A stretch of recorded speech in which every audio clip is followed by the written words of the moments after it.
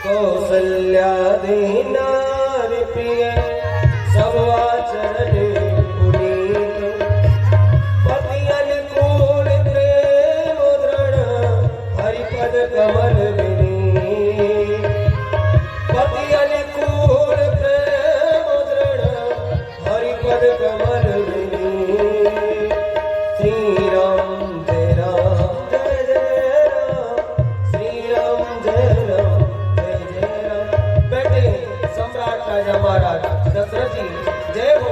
चक्र चूड़ामणि महाराज दशरथ जी की जय हो।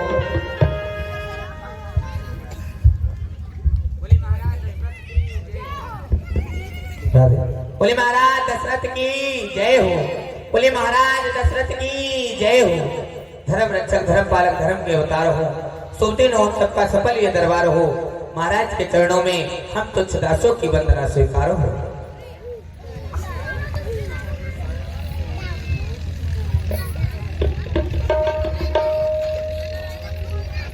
कहो सेवकों,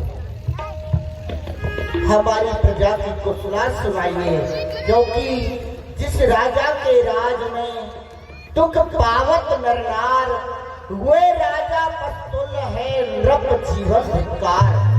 उस राजा के लिए धिक्कार है जिस राजा के राज में प्यारी प्रजा दुखी होती है, क्योंकि जास और राज प्रिय प्रजा दुखारी, सो नृप अवश्य नरक अधिकारी।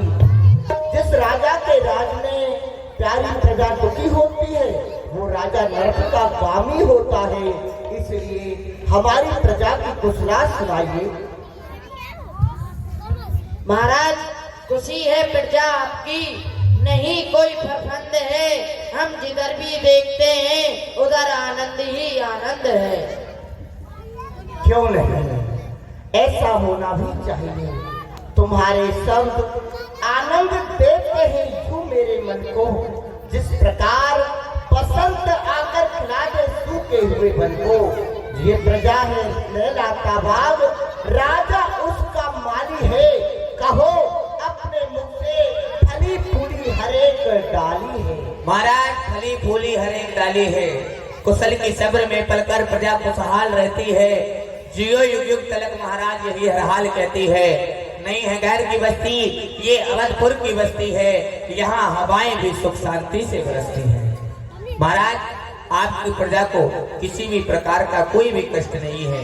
जैसा आपने आदेश दे रखा है, अधर्म के कार्य पूर्णतः बधित हैं, और जहाँ भी जिस भी चीज की कमी होती है, हम मंत्रियों के द्वारा उसे पूर्ण किया जाता है।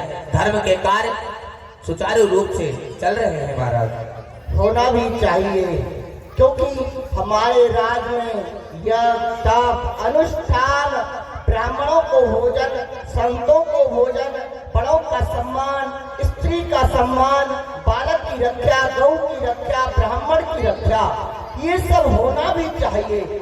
और ये तभी संभव होता है जब राजा धर्म पर चलने वाला होता है। राजा जब धर्म का आचरण करने वाला होता है, तो प्रजा भी धर्म का पालन करने वाली हो जाती है।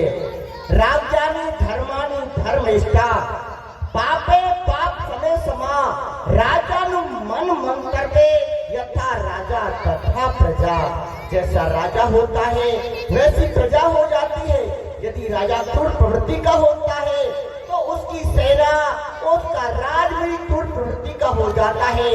धर्म को नहीं मानने वाला राजा, तो उसकी प्रजा भी धर्म को नहीं मानने वाली होती है। बजे ताली युगल कर से, यही नियम सदा से है। जबकि राजा प्रजा से है, तो प्रजा भी राजा से है। ये राज है लैला का बाग, ये प्रजा है लैला का बाग, राजा उसका माली है। कहो अपने मुख से फली फूली हरेक डाली है। जब जड़ ही खोखली होगी, जब जड़ ही खोखली होगी, तो बूटा कैसे हरा होगा।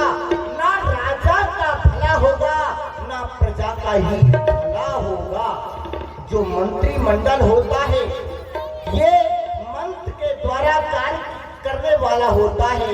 इस प्रकार देवी देवता को बस में करने के लिए मंत्र होता है, उसी प्रकार राज को चलाने के लिए ये मंत्री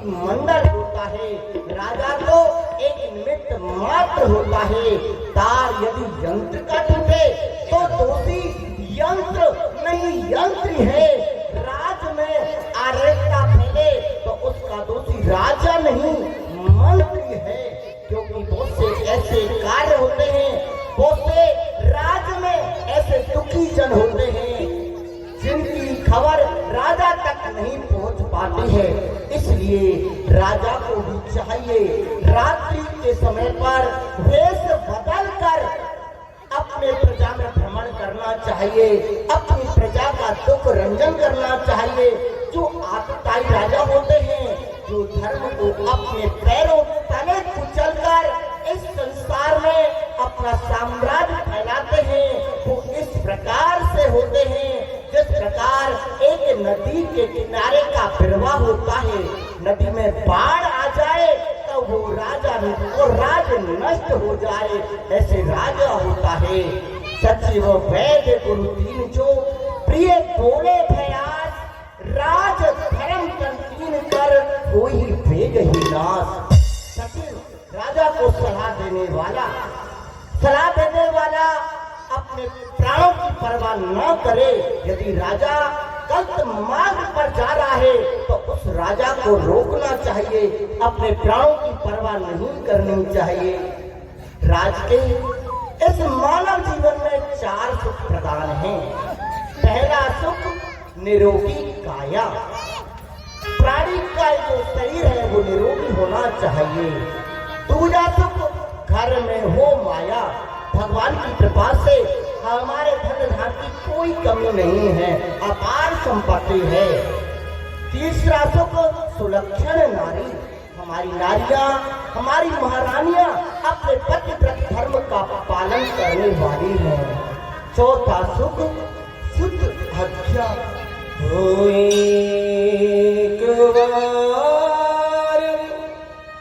भूपति मन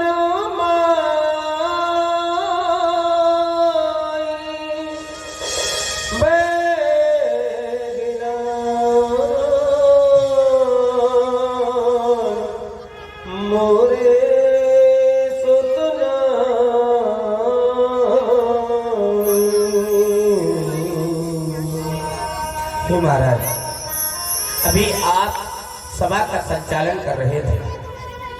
आपने बतलाया कि मनुष्य के जीवन में 4 सुख अनिवार्य है। 3 सुखों का वर्णन आपने अपने सुंदर मुखारबिंद से किया। हम समस्त मंत्रियों ने सुना, हमारी जितनी भी प्रजा है वो भी सुना, परंतु 3 सुखों का वर्णन करते करते जब बारी चौथे सुख की आई तो आपका मुखारबिंद एकदम से उदास हो गया। नित खिला रहा करता था कमल, वह कमल आज मुरझाया क्यों? जिस पर लालाई रहती थी उस पर पीला बनाया क्यों? महाराज, चौथे सुख की बारी आते ही आपका मुखारबिंद उदास हो गया है। क्या चौथा सुख हम लोगों को बताने योग्य नहीं है? क्या चौथा सुख हम लोग सुनने के लायक नहीं है? महाराज बताने जिस चौथे सुख का मैं वर्णन अपने मुख से करना चाहता था, आज उसी चौथे सुख से मैं स्वयं वंचित हूँ।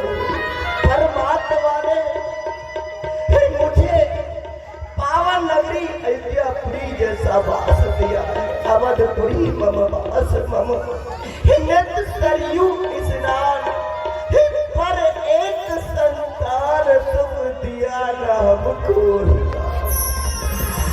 उस विधाता ने हमारे लिए एक संतान सुख की प्राप्ति नहीं हुई। राजा अपना ऐसा मनुष्य जो अपना बाग या जो हमें पुत्र नहीं प्राप्त हुआ, मैं तुम्हें अपने बाग उत्तराधिकारी नहीं दे सका, क्योंकि जिस राजा के कोई पुत्र नहीं होता है उसका मुख देखने से पाप लगता है। एक बार की बात है, मैं अपने मित्र इंद्र के पास देवलोक गया था। जिस समय मैं जा रहा था तो महारानी केकई ने मुझसे कहा, महाराज आप स्वर्ग के लिए जा रहे हो तो स्वर्ग से मेरे लिए एक पारिजात का पुष्प लेकर आना। तो मैं देवराज इंद्र से वार्तालाप करता रहा तो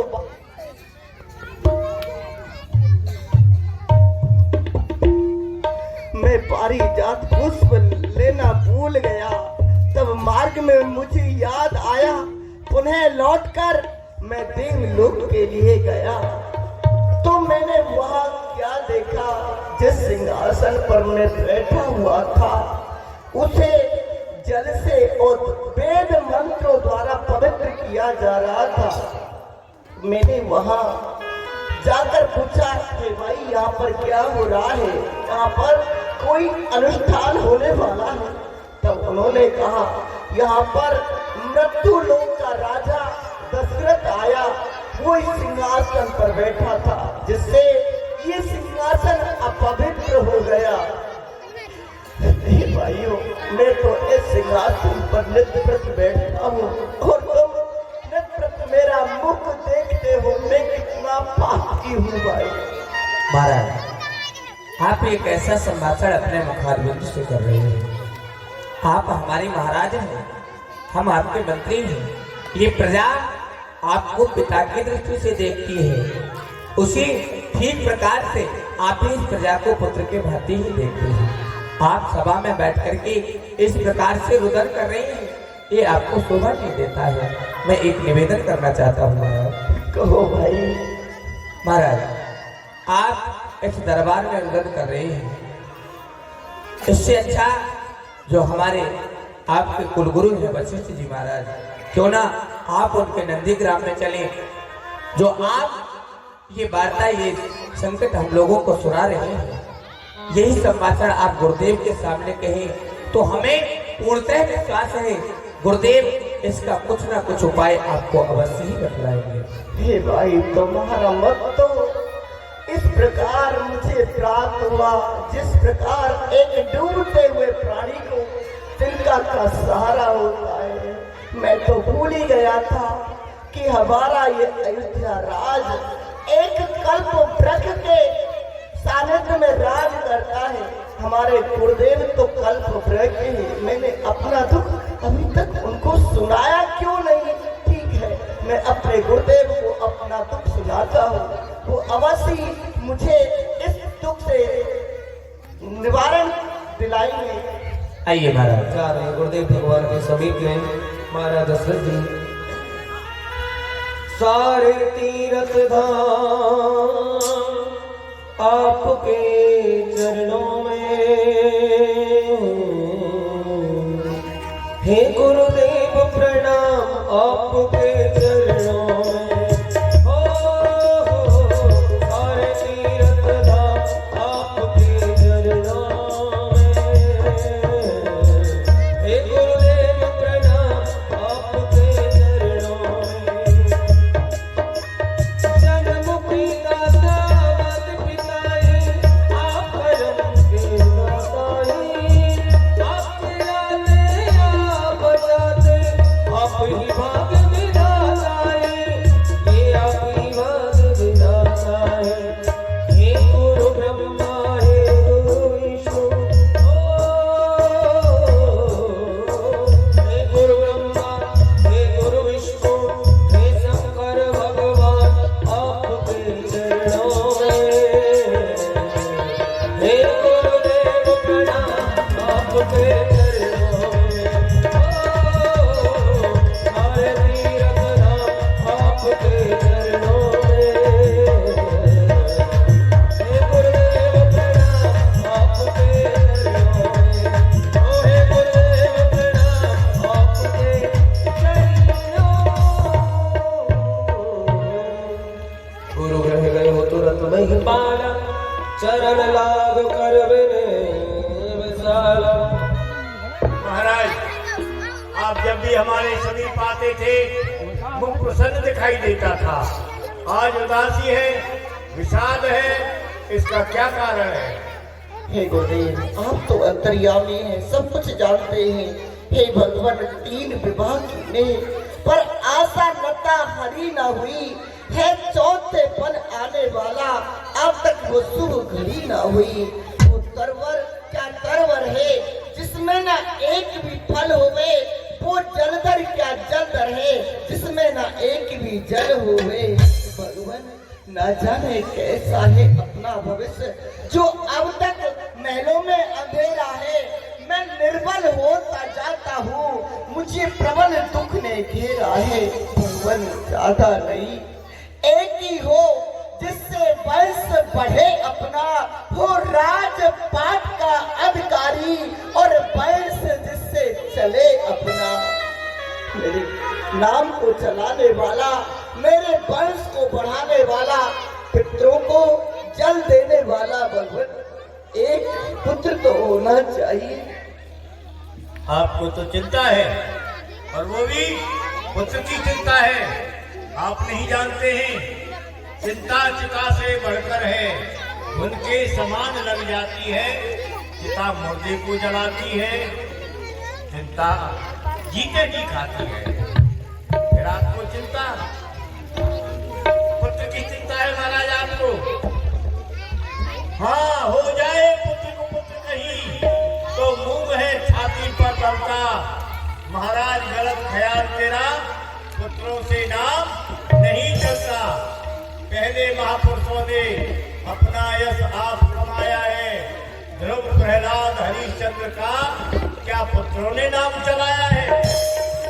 पुत्र कभी नाम नहीं चलाते हैं। और उस रावण ने 10,000 वर्ष पिता में ब्रह्मा की तपस्या की, यही वरदान मांगा कि दशरथ के अंश से कोई संतान ही न हो। किंतु आप हमारे समीप आए हो तो हम आपको आशीर्वाद देते हैं, धीरज धारण करो।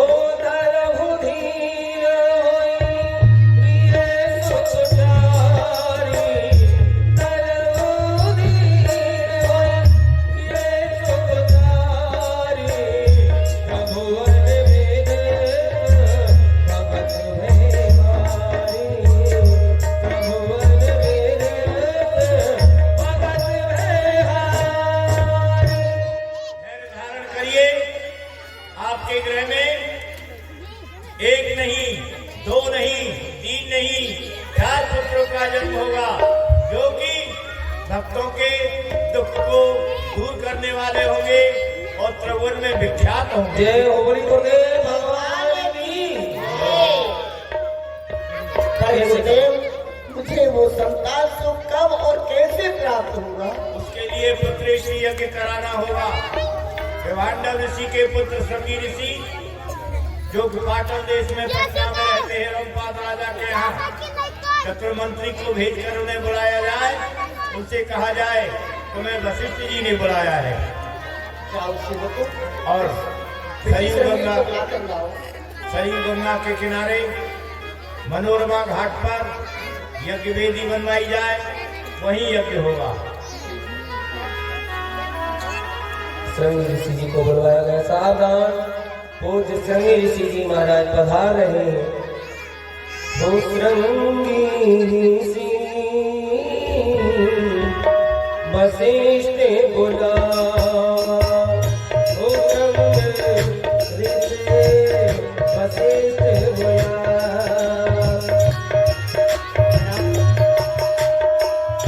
वशिष्ठ जी महाराज, आपने हमें क्यों याद किया? हे श्रृंगी ऋषि जी, ये तो आप जानते ही हैं जी, महाराज दशरथ के गृह में कोई पुत्र नहीं है और आप पुत्रेष्टि यज्ञ कराने में दक्ष हैं, सक्षम हैं। आप पुत्रेष्टि यज्ञ कराएं जिससे महाराज को पुत्र प्राप्ति हो। वशिष्ठ जी, इस कार्य को आप भी करा सकते हैं, परंतु आप सदा से छोटों को बढ़ाई देते आए हो, यही तो आपकी महानता है। तो सारी तैयारी हो चुकी है। हाँ, सरयू गंगा के किनारे पूर्ण तैयारी है। आइए, यज्ञ वेदी तैयार है, वही मनोरमा घाट पर यज्ञ होगा। चलिए। आइए। हो श्रृंगी ऋषि वशिष्ठ बोला, पुत्री काम सो यज्ञ करा। श्री राम जय राम, जय जय राम। श्री राम जय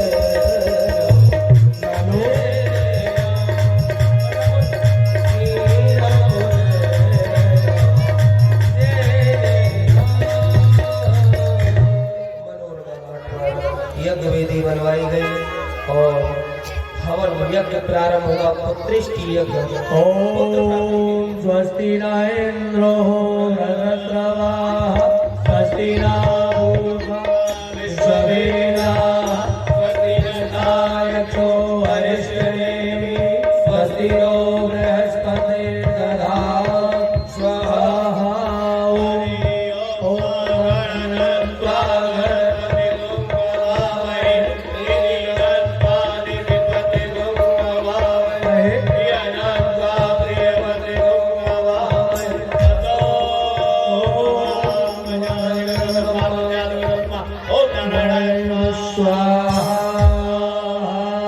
वशिष्ठ जी कई आहुति दे चुका हूँ, अभी तक भगवान अग्निदेव प्रकट नहीं हुए हैं, इसका क्या कारण है? यहाँ महाराज दशरथ के कुल देवता है श्री रंगनाथ भगवान। प्रथम रंगनाथ भगवान का आवाहन किया जाए, उसके पश्चात ही अग्निदेव की आहुति छोड़ी जाए। ठीक है। ओम अग्निदेव रंगनाथाय नमः स्वाहा। ओम रंगनाथाय नमः स्वाहा। ओ भगत चैत्र मुनिया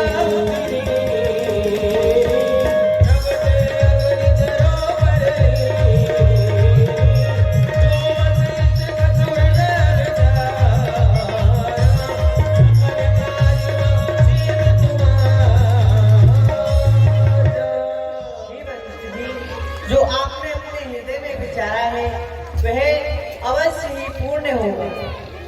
ये हमें बांट देव न पुजाई यथा योग जी भाग बनाए। हे महाराज, आप इस हबी को ले जाओ और इसमें से यथा भाग्य करके अपनी रानियों को बांट देना। ये हबी ले जाओ राजन, इसी में कल्याण है, पुत्र होंगे 4, यह मेरा वरदान है। प्रभु अदस भई पाव सकल जवई समुदाय।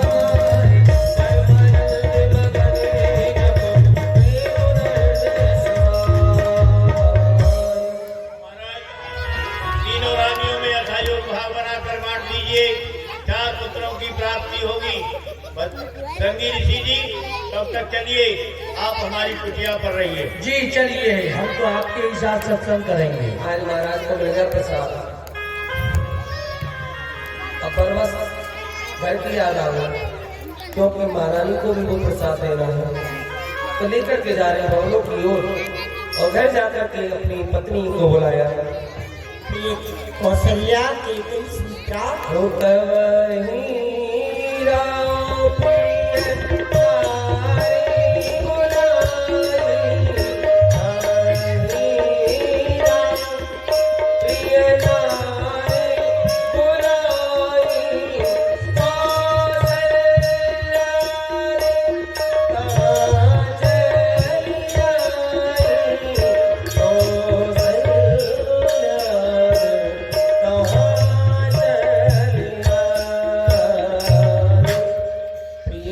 कौशल्य, ये लीजिए, हबी लीजिए, ये स्वयं अग्निदेव ने प्रकट होने के लिए है। और इसका ऐसा करना, आधा भाग तो तुम ले लेना और उसमें से जो आधा भाग शेष है, आधा भाग केकई को दे देना, आधा भाग सुमित्रा को दे देना। जैसी आज्ञा स्वामी। तो पता है क्या होगा? हमारे महलों में 4 पुत्र रत्न प्राप्त होंगे हमें। 4 एक ही नहीं, हाँ एक ही 4 होंगे महाराज। एक तो 4 नहीं, तो सभी सारे ही 4 होंगे। अच्छा, तीनों रानियों के 4 होंगे। तीनों रानियों के 2 किसके भाग्य में है? ये तो विधाता जाने। जय आज अर्ध भाग कौशल्य ही दीना, ओवे भाग आदे कर दीना। महाराज आधा भाग दिया रानी कौशल्या जी को। देखिए भाग कितना सुंदर किया, जो अभी का प्रसाद था उसमें से 2 हिस्से बनाए, आधा दे दिया रानी कौशल्या जी को, शेष बचा आधा, उसमें से पुनः 2 भाग बनाए और आधा दे दिया रानी कैकेयी को और आधा दे दिया रानी सुमित्रा को। अब सबसे अधिक भाग किसके पास है? रानी कौशल्या जी के पास आधा है, और वहाँ आधे में से 2 हिस्सा है। तो अब बताइए 2 पुत्रों की प्राप्ति किसको होनी थी? जो ज्यादा खाएगा फल उसी को ज्यादा मिलेगा। तो 2 पुत्रों की प्राप्ति होनी थी रानी कौशल्या को, पर 2 पुत्र रानी कौशल्या को नहीं हुए, रानी सुमित्रा को हुए। इसलिए एक विशेष कारण रहा। जिस समय तीनों रानियां प्रसाद ग्रहण कर रही थी, उस समय एक चील उड़ती हुई आई और रानी सुमित्रा के हाथों में से हरि का प्रसाद लेकर आकाश में उड़ गई। वो चील कौन थी? ब्रह्मा जी की सभा में नृत्य गान करने वाली सुपच्चला नाम की एक अप्सरा, जो कि सांप के कारण चील बनी।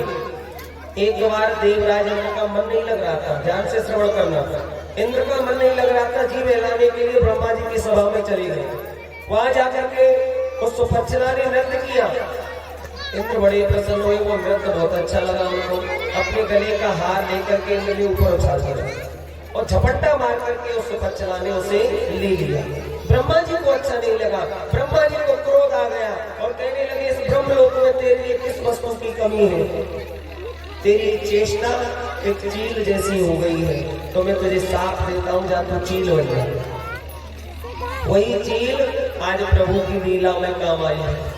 रानी सुमित्रा के हाथों में से हरि का प्रसाद लेकर के आकाश मार्ग में उड़ गई और पहुंच गई उसी स्थान पर जहां अंजना देवी तपस्या कर रही थी। मातेश्वरी अंजना की गोदी में जाकर के वो हरि का प्रसाद डाल दिया। प्रसाद जाकर के अंजना देवी ने उसको ग्रहण कर लिया, उसको खा लिया। परिणाम क्या हुआ? उसी के द्वारा स्वयं हनुमान जी महाराज का भी जन्म हुआ। एक बार प्रेम से बोले हनुमंत लाल की। हनुमान जी का और राम जी का जन्म दोनों का एक ही प्रसाद से हुआ।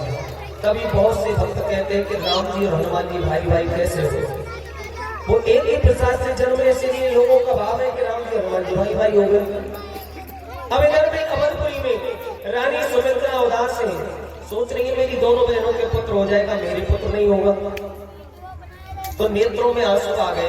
रानी कौशल्या ने देखा मेरी छोटी बहन उदास है, सोच रही है मेरे पुत्र नहीं होगा। अब यहाँ पर रानी कौशल्या ने पुनः अपने भाग में से आधा किया है और वो आधा भाग रानी सुमित्रा को दे दिया कि बहन चिंता ना करो, तुम भी खाओ, तुम्हारे भी पुत्र होगा। और ये दृश्य देखा रानी केकई ने देखा कि मेरी बड़ी बहन ने इतना त्याग किया है, मैं पीछे क्यों रहने हूं? तो रानी केकई ने भी अपने भाग में से फिर आधा कर दिया और उसमें से भी रानी सुमित्रा को दे दिया कि मैं और भी लूं। तो इस प्रकार से रानी सुमित्रा पर दो भाग हो गए, एक कौशल्या जी के द्वारा दिया हुआ, एक रानी केकई के द्वारा दिया हुआ। दो भाग खाए तो दो पुत्रों की प्राप्ति हुई रानी सुमित्रा को। पर उस समय रानी सुमित्रा ने प्रण कर लिया, बहन कौशल्या तुम्हारे प्रसाद से जो पुत्र जन्म लेकर के आएगा उस पुत्र को मैं तुम्हारे पुत्र के चरणों की सेवा में लगा दूंगी। और यही बात रानी केकई से कही। परिणाम ये हुआ कि लखन लाल जी सदैव राम जी के चरणों की सेवा करते हैं और शत्रुघ्न लाल जी सदैव भरत लाल जी के चरणों की सेवा करते हैं। तो आइए चलते हैं वो सुंदर घड़ी की ओर। तुलसी बाबा ने गर्भ की कुछ चौपाइयों का वर्णन किया है और ऐसा कहते हैं कि जो भी स्त्री जिस समय गर्भवती होती है उस समय यदि नित्य ही इन चौपाइयों का पाठ करे रामायण में से, तो ये संतों का प्रमाण है कि उसका जो पुत्र होता है वो प्रभु श्री राम जी जैसा यशस्वी और तेजस्वी पुत्र होता है। इन चौपाइयों का पाठ करने से गर्भ की चौपाई तुलसी बाबा ने बड़ा ही महत्व बतलाया है चौपाइयों का। तो आइए सभी ताली बजा करके प्रेम से बोले, साहित्य सब नारी श्री राम जय राम जय जय राम, वही हृदय हर्ष की सुखवारी,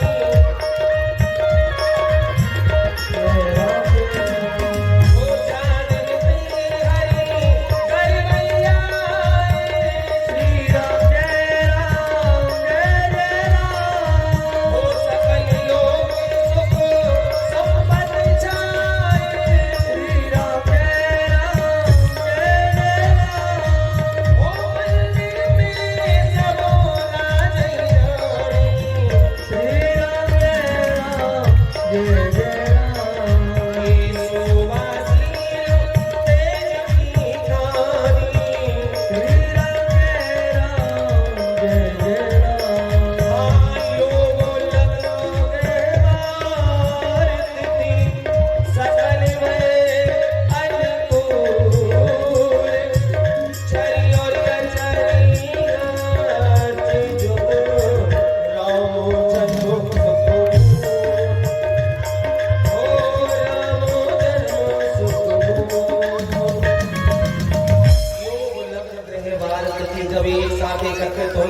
ऐसी सुंदर घड़ी में प्रभु श्री राम जी जन्म लेकर के आए।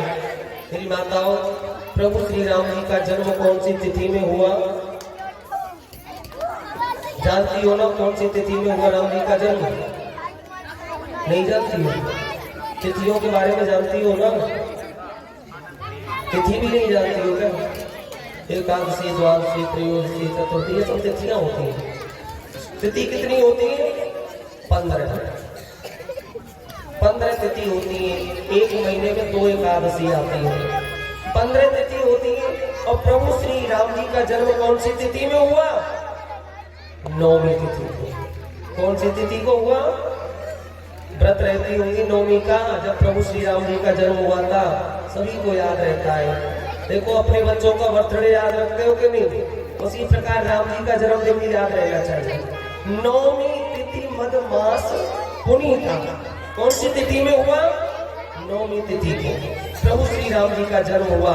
और कौन से समय पर हुआ? मध्य दिवस अत शीत ना घामा। मध्यकालीन दिवस, ना अधिक धूप थी ना छांव थी, दोपहर में ठीक 12 बजे।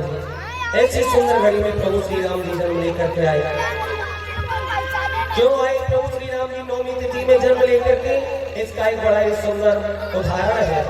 क्योंकि प्रभु श्री राम जी जिस समय अवतार धारण कर रहे थे, भगवान जन्म भी लेते हैं और प्रकट भी होते हैं। तो भगवान जिस समय अवतार धारण कर रहे थे, उस समय सभी तिथियां मिलकर के गई राम जी की शरण में, कहती है कि आप मुझ में जन्म ले, मुझ में जन्म ले, मुझ में जन्म ले। अष्टमी जो तिथि है वो बड़ी शुभ तिथि मानी जाती है। अष्टमी के दिन भगवान श्री कृष्ण का जन्म हुआ था। अष्टमी के दिन राधा रानी का जन्म हुआ था। अष्टमी के दिन वामन भगवान का जन्म हुआ था। और अष्टमी के दिन ही दुर्गा माँ की पूजा की जाती है। दुर्गा अष्टमी मनाते हैं ना। तो अष्टमी बड़ी शुभ तिथि है। पर 9वीं तिथि के कोने में बैठ करके रो रही थी। भगवान की दृष्टि पहुंची, पूछा 9वीं तुम क्यों रोती हो? जब तक प्रभु श्री राम जी का जन्म नहीं हुआ था, उससे पहले 9वीं को अशुभ मानते थे। कोई शुभ कार्य नहीं होता था 9वीं को। 9वीं कहते हैं प्रभु ये संसार के प्राणी मुझे त्याग चुके हैं, मुझ में कोई शुभ कार्य नहीं करते, फिर मैं आपसे किस मुंह से कहूँ कि आप मुझ में जन्म लेकर के आ जाए? भगवान बड़े प्रसन्न हो गए। कहते 9वीं जिसका कोई नहीं होता उसका मैं होता हूँ। संसार में तुम्हें प्यार दिया और मैं तुम्हें अपनाता हूँ। मेरा जो ये जन्म होगा अब तुम्हारी ही तिथि में होगा। प्रभु श्री राम जी ने 9वीं को वचन दिया और वचनबद्ध होकर के प्रभु श्री राम जी 9वीं तिथि में जन्म लेकर के आए। और वैसे भी ऐसा कहते हैं 9 का जो अंक है वो बड़ा श्रेष्ठ, सबसे बड़ा अंक है। गिनती आप बोल करके देखना 1 से 9 तक, आगे क्या आता है 9 के बाद 10। 10 में क्या है? 1 और 0 है। 0 का कोई मूल नहीं है, पूरे 1 से गिनती प्रारंभ हो जाती है। 9 का पहाड़ा जिन्हें याद है वो भी बोल करके देखना। 9 दूनी 9 दूनी बच्चों कितने होते? जाते हो पढ़ने? पढ़ते नहीं हो क्या? 9 दूनी 18। संख्या कितनी है 18 में? 1 और 8। 1 + 8 बराबर कितना हो गया? 9। 9 दिया 27। संख्या कितनी है? 2 और 7। 2 + 7 बराबर कितना हो गया? 9। 9 चौका 36। संख्या कितनी है? 3 और 6। दोनों को जोड़ दिया जाए तो क्या बनेगा? 9। कहने का मतलब 9 का पूरा पहाड़ा बोल करके देख लेना, केवल 9 ही निकल करके आएगा, दूसरा शब्द आ नहीं सकता। क्योंकि 9 से बड़ा कोई अंक है ही नहीं। और कोई भी आप पहाड़ा बोलेंगे उसमें पहले संख्या घटती है बाद में बढ़ती है, परंतु 9 का पहाड़ा सम पहाड़ा है जो कि एक समान है, उसमें 9 ही निकल करके आएगा। तो ऐसी सुंदर घड़ी में प्रभु श्री राम जी जन्म लेकर के आए। तो आइए चलते हैं सुंदर घड़ी की ओर। सुर समूह विनती कर पहुंचे निज निज धाम, जग निवास प्रभु प्रगटे जय हो, जय हो। अखिल लोक विश्राम, अखिल लोक विश्राम। बोलिए भक्तवत्सल भगवान की।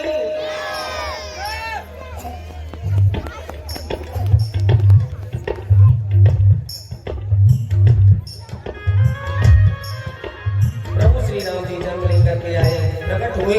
तो तुलसी बाबा ने बड़ा ही सुंदर छंद लिखा है, जिन्हें भी याद हो प्रेम से ताली बजा करके बोलेंगे, हो भाई प्रकट कृपाला दीन दयाला कौशल्या हितकारी, भले सिद्ध महतारी मुनि मनहारी अद्भुत रूप दिखाई।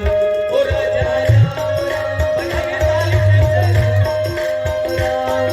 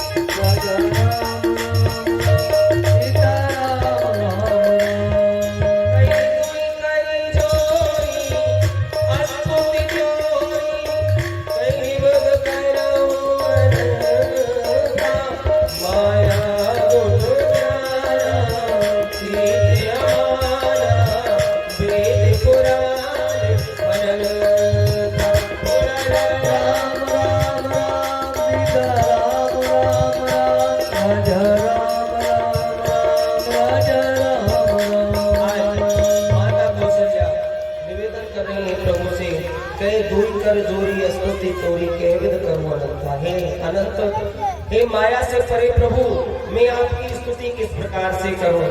आपकी मैं स्तुति करना भी चाहती हूँ तो भी नहीं कर सकती हूँ, क्योंकि आप तो वेद और पुराण आपके नामों का गुणगान करते हैं, परंतु वो भी आपका पार नहीं पा सकते। फिर मैं मति की मन आपका पार क्या पाऊं? हो करुणा सुख सागर सब गुण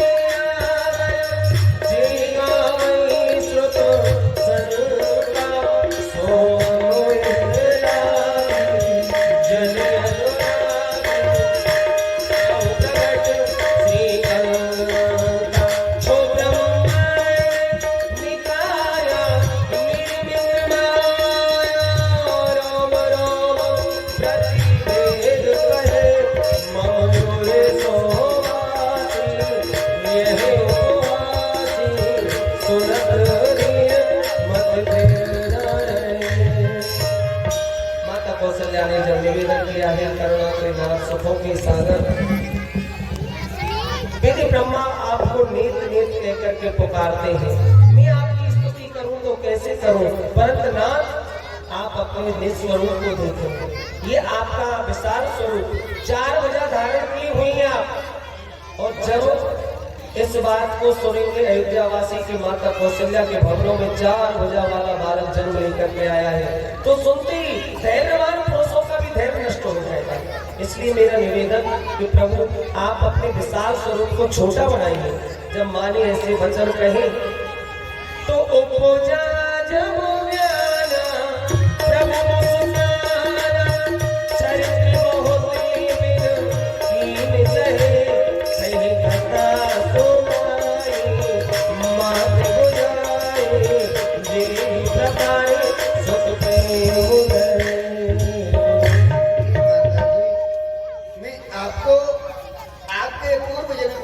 सुना रहा हूँ, तो आप ध्यान देकर के सुनिए। पूर्व समय ममभूप पिता मातर ही आप सतरूपा, दंपत्य जय के कानन में मम वेद कियो घन घोर अनुपा, मैं प्रगटो वरदेन तभी मांग लियो सुत हमरे अनुरूपा, सो बस नायक देह बस तुम्हारे घर धर दे नर रूपा। तो माता पुनि बोली सो बस डोली तजमुना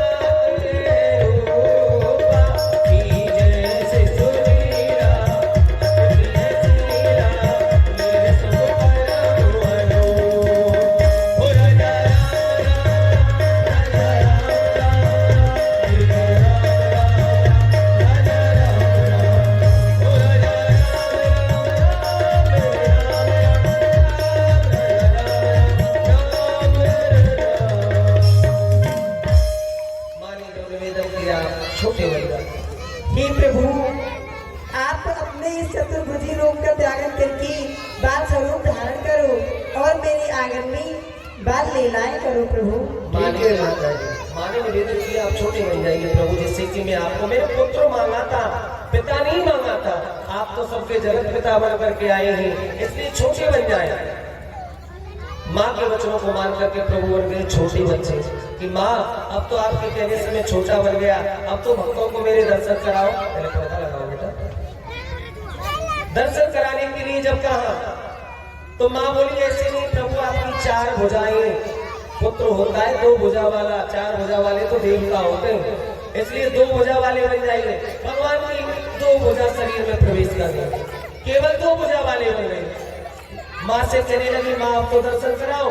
माँ कहती अभी नहीं, पुत्र होता है आपकी तरह इतने वस्त्र आभूषण पहन करके नहीं होता है, इन वस्त्रों का त्यागन कर दो महाराज। भगवान ने वस्त्रों का त्यागन कर दिया। माँ से कहते हम तो दर्शन कराओ। माँ बोली ऐसे नहीं, पुत्र होता है तो जोर जोर से रोता है तो थोड़ा रोने लग जाओ। तो माँ के वचनों को भगवान ने सुना तो सुनो बचन सुजाना, रो लग जाना,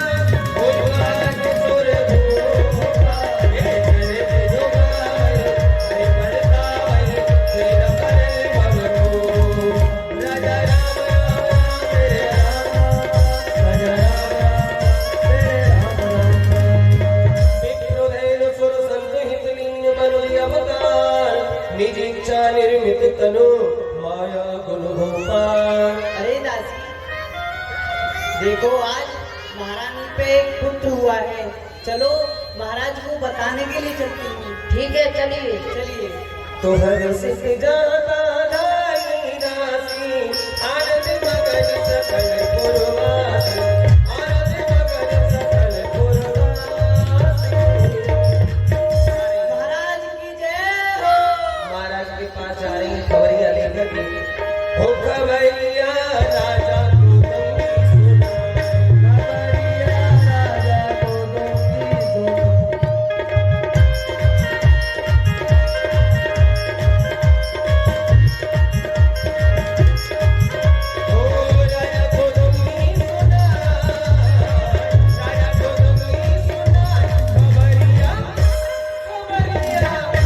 खबरिया राजा को तुम सुनो।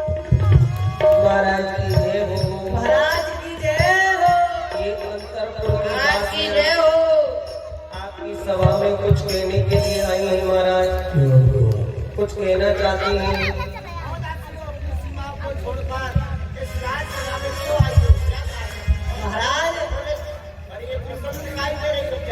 महाराज बड़ी प्रसन्नता की बात है, यदि आप सुनोगे तो आप भी बड़े प्रसन्न हो जाओगे। नहीं महाराज, मुझे तो शर्म आ रही है। हे दासी जी आप ही बता दो। शर्मा नहीं आप ही बता दो। चंपक लता तुम कब से शर्माने लग गई? अरे मुझे तो शर्म लगती है, आप ही बता दो। कहीं शर्म नहीं लगती तो ही बता दे। अच्छा तुम बता दो। हे महाराज, अरे मुझे तो शर्म ही लग रही है। तू बता दे। अरे वो बता दे दासी। तू ही बता दे। महाराज, जो बड़ी वाली महारानी जी है ना, उन पर एक पुत्र का जन्म हुआ है। तो जैसे ही पुत्र का जन्म हुआ महाराज को सुनाया तो महाराज बड़े ही प्रसन्न हुए। हो दशरथ पुत्र जन्म सुनिकारा, मानव ब्रह्मा नंद समाना,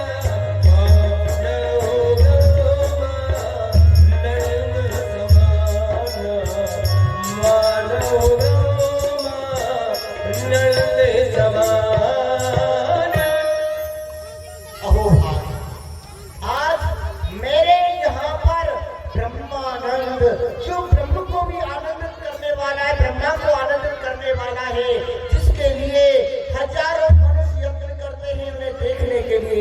मनुष्याणां सहस्रेषु कश्चित् यथाति सिद्धे यत् काम अपि सिद्धानां कश्चित् माम वेति मम। जिनके दर्शनों के लिए हजारों मनुष्य यत्न करते हैं, उन यत्न करने वालों में से कोई एक उनका परायण होकर उनके दर्शनों का लाभ उठा पाता है। वही अखंड ब्रह्मांड नायक ज्योति स्वरूप आज मेरे कहीं मंदिर में आए हैं। और महाराज, जो बीच वाली महारानी है ना, उन पे भी एक पुत्र का जन्म हुआ है। महारानी बेटी ने भी एक पुत्र को जन्म दिया है। वाह वाह वाह वाह वाह वाह, बड़ी खुशी की बात है। और महाराज, जो सबसे छोटी वाली महारानी जी है ना, उन पर 2-2 पुत्रों का जन्म हुआ है। अच्छा, 2-2 पुत्रों का जन्म आज हो जाकरी नाम सुनति शुभ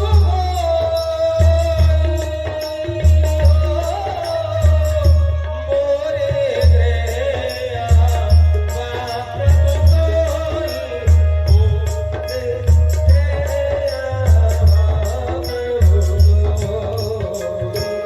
जिसके नाम लेने से शुभ होता है, जो अमंगलों का नाश करने वाला है, वही मंगल मूर्ति आज मेरे गृह मंदिर में जन्म लेकर आई है। ओ भाई, मैं इस सुख को गुरुदेव को सुनाता हूँ, चलता हूँ। और सुनाइए महाराज, ये और भी बैठे हैं आपकी राह में।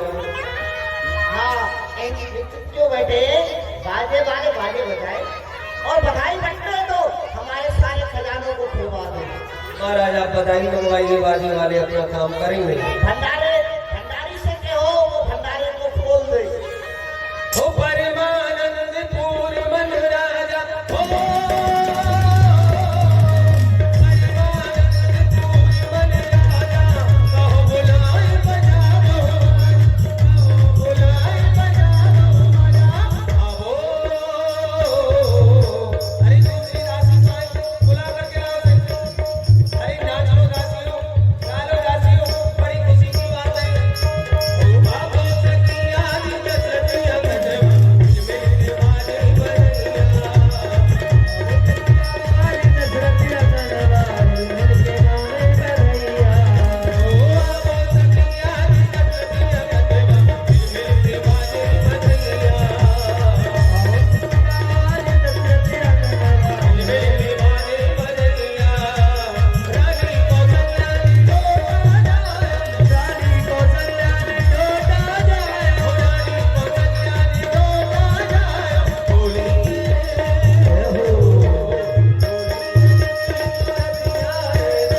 मेरे वाले बरैया, आवो सखिया दी कसरतिया कदम मेरे वाले बरैया।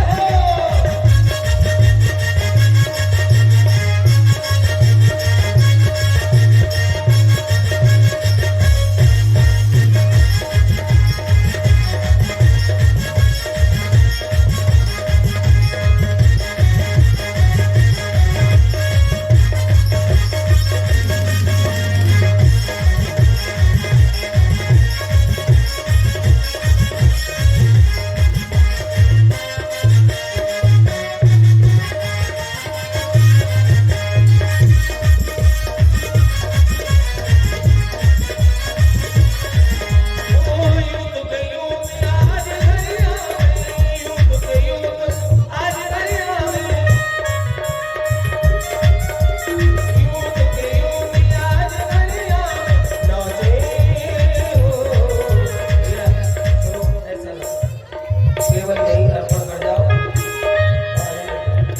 हो नाचे गावे रवनिया रे, सब दिल में बाजे बजैया। आवो सखिया दी कसरतिया कदम दिल में बाजे बजैया।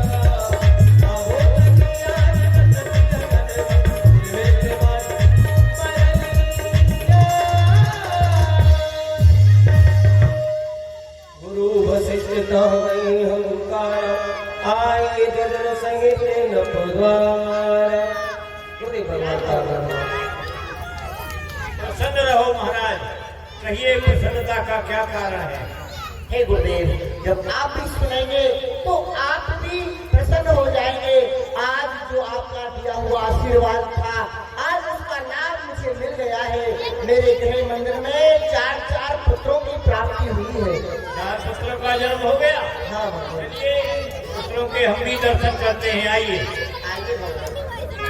जा रहे हैं पुत्रों के दर्शन करने के लिए। 101 रुपये प्रभाकर प्रताप शुक्ला जी साहब नगर, उनकी ओर से इस आयोजन में दान सहयोग दिया जा रहा है। भगवान उन्हें प्रसन्न के हो। अनुपम बालक देखिए जाए, अनुपम बालक देखिए जाए, आरोप राधे दोनों पहना फेराए। अनुपम बालक जाकर के गुरुदेव भगवान ने देखे और ये छोटे छोटे ये सुंदर बालक चारों के दर्शन किए, सभी बड़े ही प्रसन्न हुए। महाराज ने गुरुदेव भगवान से निवेदन किया, नाम कर शुभ अवसर जान। हे भगवान, मैं एक कुमार को बुलाता हूँ तो ये चारों ही चले आते हैं। भगवान कृपा करके आप इनका नामकरण कर दीजिए।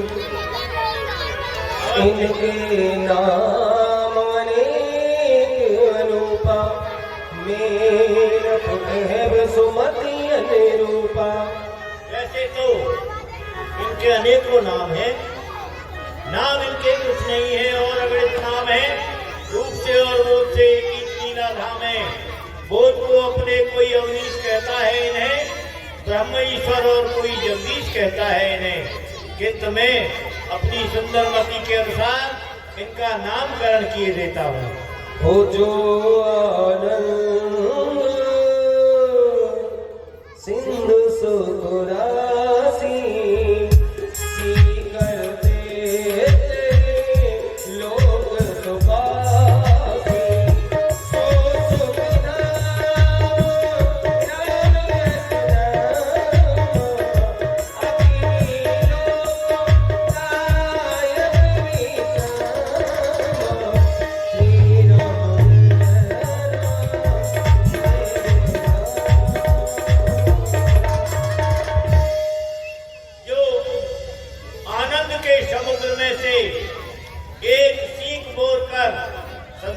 पर छिड़क दी जाए, सारा संसार आनंदित हो जाता है। वही आनंद के सिंधु, सुखों की राशि, जो अखिल लोक को सुख देने वाले हैं, वही आपके बड़े पुत्र का नाम मैं राम रखता हूँ। विश्व भरण पोषण कर जोईता कर नाम भरत यस होई। और जो विश्व का भरण पोषण करने वाले हैं, आपके दूसरे पुत्र हैं, उनका नाम मैं भरत रखता हूँ। ये जाकी सुमरन तेरी पुनासा, नाम शत्रुघ्न में प्रकाशा। जो आपके सबसे छोटे पुत्र हैं, जिनका नाम स्मरण करने से ही शत्रुओं का विनाश हो जाता है, मैं उनका नाम शत्रुघ्न रखता हूँ। शत्रुघ्न लाल की जय हो। लक्षण धाम राम प्रिय,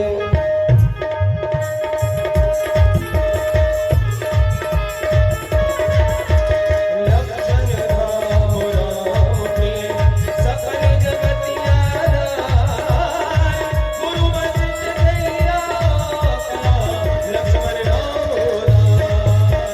लक्ष्मण राम। जो लक्षणों के धाम हैं, राम को परम प्रिय लगने वाले हैं, ऐसे पुत्र का नाम मैं लक्ष्मण रखता हूँ। लाल की जय। धरे नाम गुरु हृदय विचारी, वेद तत्व नभ तब सुचारी। आपके जो 4 पुत्र हैं, ये चारों वेदों के तत्व हैं, जो आपके गृह में प्रकट हुए हैं। आप इन्हें खिलाइए, लाड़ लड़ाइए। गुरुदेव भगवान ने चारों का नामकरण किया। हमारे सभी भैया मंच पर पधारेंगे। प्रथम गुरुदेव भगवान को आप दक्षिणा प्रदान करें नामकरण की। गुरुदेव भगवान को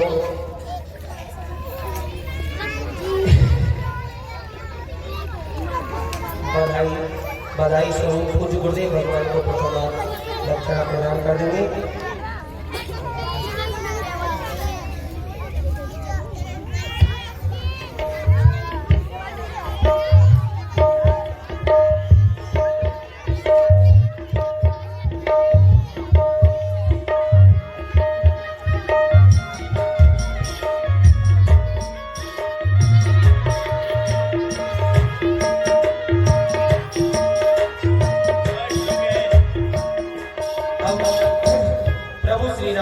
बधाई हो रही हूँ।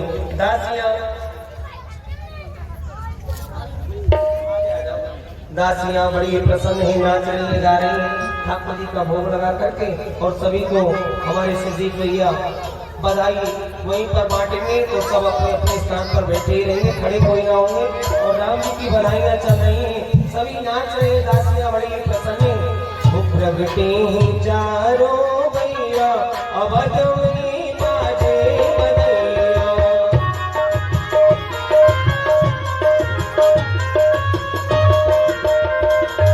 प्रगटे चारों भैया अवध में बाजे बधैया, चारों भैया अवध में बाजे बधैया, ओ बाजे बधैया, ओ बाजे बधैया, बाजे बधैया, बाजे बधैया, ओ बाजे बधैया, बाजे बधैया, प्रगटे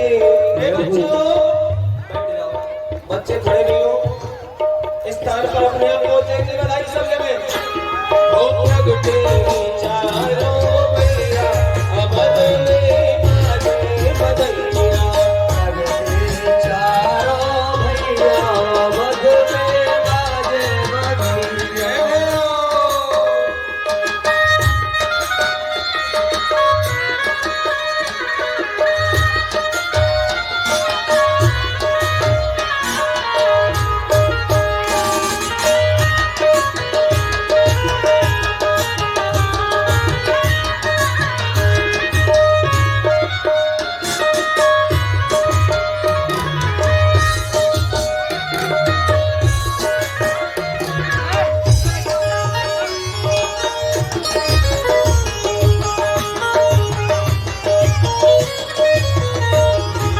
अरे राजा लुटाए रहे अनगन सोना, राजा लुटाए रहे अनगन सोना, राजा लुटाए रहे अनगन सोना, राजा लुटाए रहे अनगन सोना।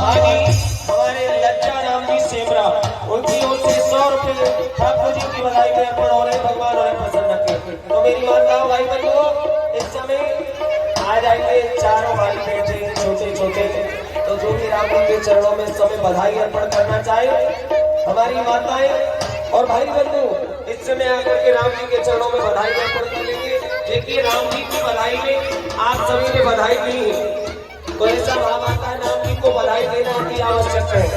तो हमारी माताएं सभी आकर के राम जी को बधाई दे देंगे। आ जाए हमारे प्रधान जी के परिवार से सभी पधारेंगे मंच पर हमारी माताएं, और राम जी सरकार को पन्ना झुलाएंगी, बधाई देंगे। और हमारे ग्राम से हमारी जितनी भी माताएं हैं सब आए, आज राम जी के दरबार में बधाई में कमी न छोड़े। और हमारे सुजीत भैया सभी को बधाई दे देंगे।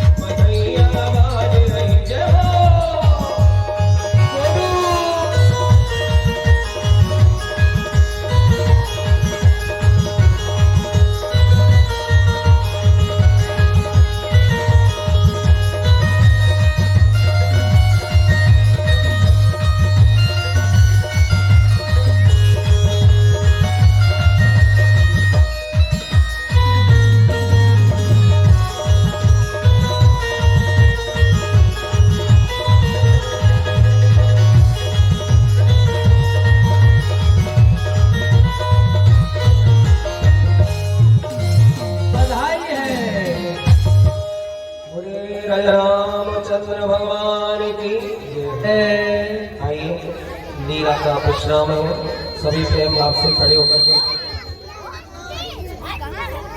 भगवान की आरती करेंगे, पधारेंगे। ले लो, सब बताइए